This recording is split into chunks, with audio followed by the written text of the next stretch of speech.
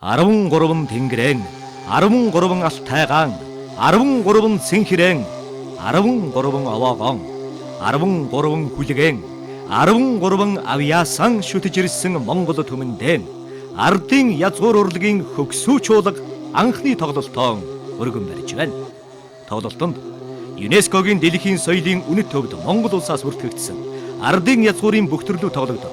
13 хөөмич, 13 биич, 13 суурч, 13 эхэлж, 13 дууч, 13 бөө, 13 туйлч та бүхэнтэйгэн учран золгоно.